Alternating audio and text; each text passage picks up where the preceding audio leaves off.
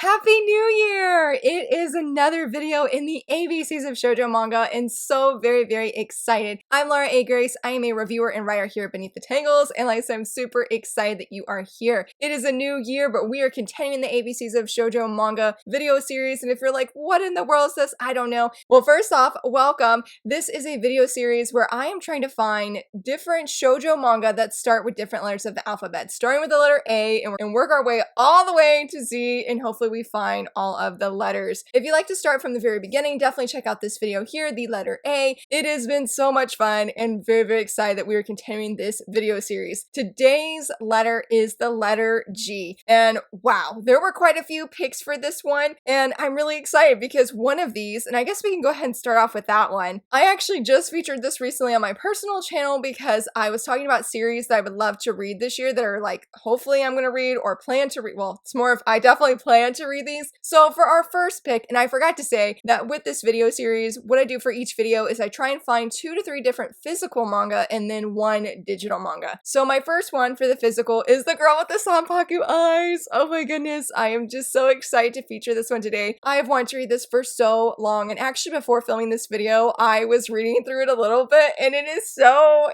adorable. It is so very sweet. Our main girl, what is her name? Amane. She, right here, Amane, she has Sanpaku eyes, and so she typically looks like she's very angry when she's not. She's very pure-hearted, and she's very soft, and she has a huge crush on her classmate here, and he's sort of the opposite of her. Let's see, Amane, she has a really hard time expressing herself. That's actually what I think where the humor comes in with this story, because she looks very unhappy on the outside and looks like she's angry and upset when she's really not. And the inside, her heart's beating really fast and she's shaking from excitement or nervousness. And she's like, oh my goodness, he said good morning to me today, like talking about her crush. And it is the sweetest thing. It is the sweetest thing. This is a 5-volume series. Volume 4 is supposed to come out in March of this year if the release date does not get pushed back. Because originally this was supposed to release in December, and I am so eager for it because I told myself I would not start reading this series until Volume 5 releases, and I'm like, it needs to come faster, it needs to come faster. But this is so sweet. From what I've read, it is a colored manga. Her expressions are absolutely hilarious and very sweet. Like, look at her, she's so cute, and like I said, it just adds to the whole charm of the manga, where she isn't really angry at him and she has such a huge crush on him, and I'm like, I need to see what happens next. Technically I know it has the, but we're just gonna cancel out the, so G for girl here, or girl, yeah, G for girl, and I highly recommend it. I know I have not read all of it, but I loved what I read so very much. Like, this manga is quickly becoming one of my favorites because I'm reading her other series, Natsumi and Natsumi, on Azuki Cafe. So very good. So definitely, if you're looking for some fluffy colored shoujo manga, this series I really think is going to deliver all of that. For our next one, I'm doing an older shoujo manga, and I don't actually really know much about this. It wasn't until I picked it up from my library for this series, or for this video specifically, I was like, oh, I didn't know this is what it was about, and that is the Gentleman's Alliance Cross. All this time, I thought it was the Gentleman's Cross Alliance, and I was like,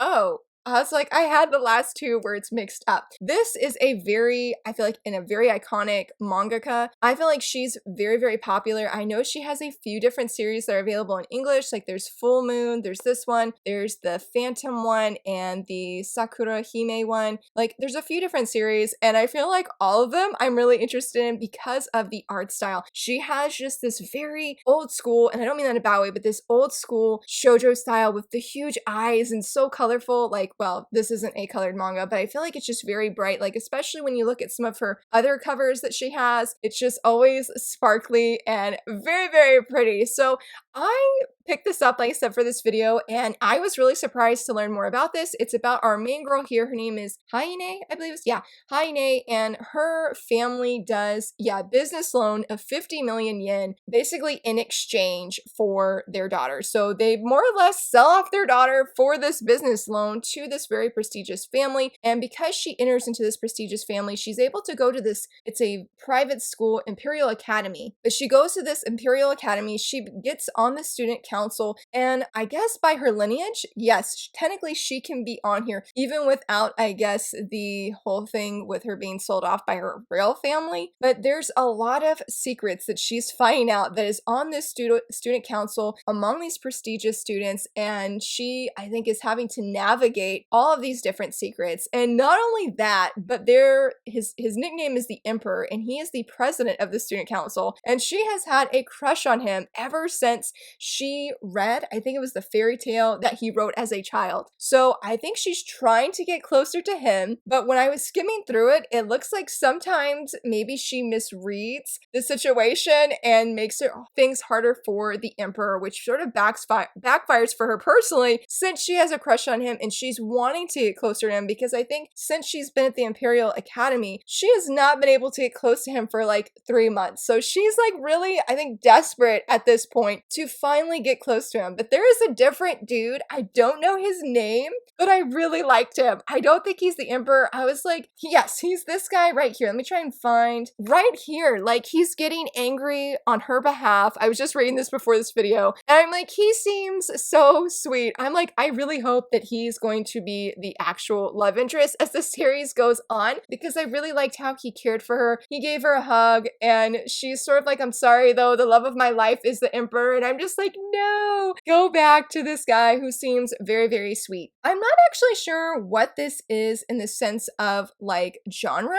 Is it a thriller, action? I feel like this manga has a good balance of a lot of things, where you have the romance, you have the action, then you have some drama, then you have just a variety, like, I guess not variety, all of that mixed in a combo. I am very curious to see where this series go. How is she going to navigate and handle these different secrets at this school? Is she going to be closer to the Emperor and still love him? Or is she going to fall for this other dude that I just randomly started cheering for? Lots of questions, so apparently that is a sign that I need the next few volumes. And last but not least, for our physical volumes that I'm featuring today, I'm going to be featuring the wonderful manga Golden Japanesque, A Splendid Yokohama Romance. Oh my goodness, a huge shout out to Beneath the Tangles, because last year, and Yen Press as well, last year they sent me a review copy of this and I loved it. I loved it. I feel like we don't often get much, historical shoujo manga, and if that is your vibe and you love that, you must check this out, especially if you love historical with romance. Very, very good. It's about our main girl here. Her name is Maria, and she lives in the Meiji era. Yes, Meiji era Japan. She's a 16-year-old girl who has blonde hair and blue eyes. She has been ridiculed and called demon wherever her and her family,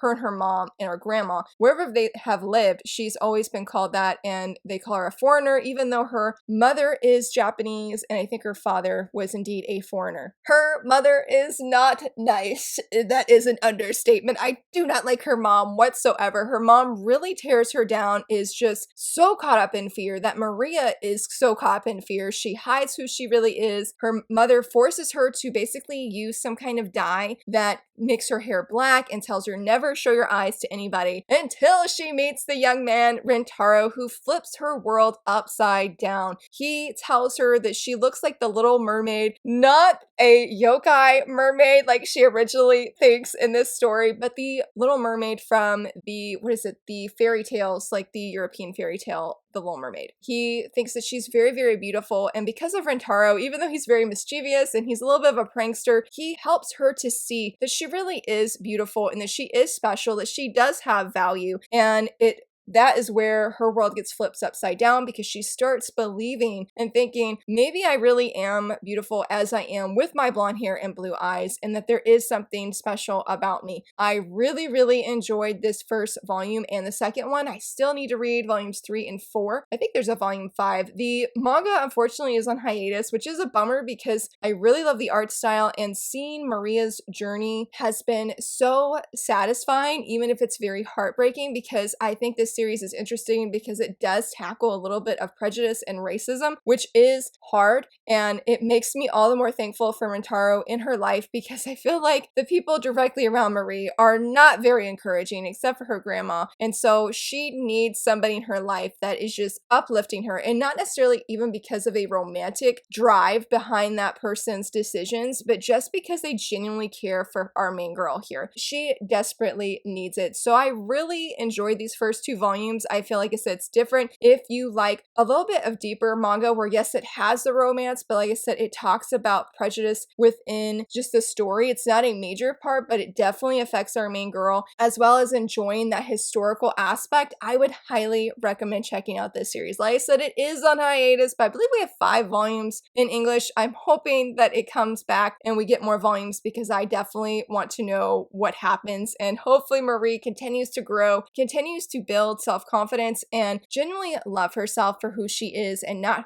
what other people have spoken and said to her personally. For our digital manga, I am so excited. I absolutely love this first volume. I read it last year, and that is called Getting Closer to You. Oh my goodness, I love sports manga, specifically, I was gonna say sports shoujo manga, but I feel like it's really hard to find. So that is actually why I love this first volume of Getting Closer to You, because I feel like it has the romance and the sports vibe, and it's just a perfect mashup. But these stories about our main girl, her name is Kaho. She is obsessed, and I mean obsessed with muscles. She doesn't care if they're on a sports team or if they are just a very studious student where they just study and they don't necessarily work out and flex their muscles or anything. She doesn't care. Just if she sees muscles, there's a chance that she could have a nosebleed. That is how much she is obsessed with muscles in this story. So enter Natsume Senpai, who comes in and she has a very interesting encounter. He actually finds out her secret, how much of a muscle freak that she is and muscle obsessed. And so he gives her a idea, or comes with her and with a suggestion and says, hey, you're obsessed with muscles and she really likes his muscles specifically. Why don't you become the basketball manager, because you can admire my muscles all day as well as these other guys. That is sort of the, not only the romantic beginning adventure of her story, but her just being able to see these muscles every day when she is helping these young men in basketball. It is so funny. Literally, I was on my floor rolling and laughing, which I have never done in a manga. I absolutely loved it. It was such a great time, and I have been so desperate for Kodansha to put the rest of the volumes, because I think it goes up to volume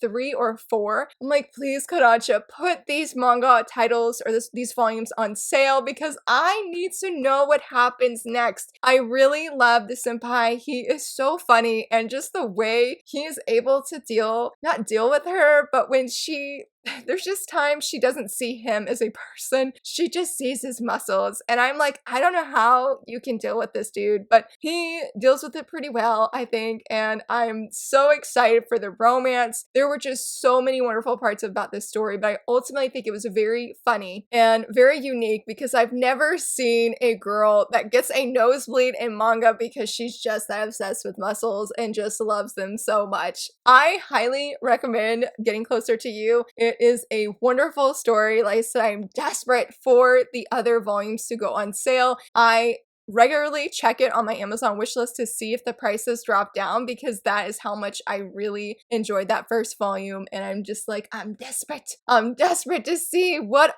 Kaho is going to do, and if she's going to meet any other guys where she's just absolutely obsessed with their muscles. I mean, she's obsessed with muscles in general, but I feel like when she comes across a very hot guy and they are very muscular, she really loses her composure, and it's just so funny to me. It is just so funny. So I highly recommend that one as well. So many amazing recommendations for the letter G, and very excited because, you know, a few videos ago it was for the letter E, which I'll leave here. It was really hard finding shoujo manga that started with the letter E, so I'm so glad that there were plenty of recommendations for today, and I would love to hear from you friends. Or any of these manga titles ones that you were interested in? Have you read them? Are there other manga titles that you know of that start with the letter G? Totally let me know down below, and if you enjoyed this video, please be sure to give it a thumbs up and subscribe. Thank you so much for watching. Bye!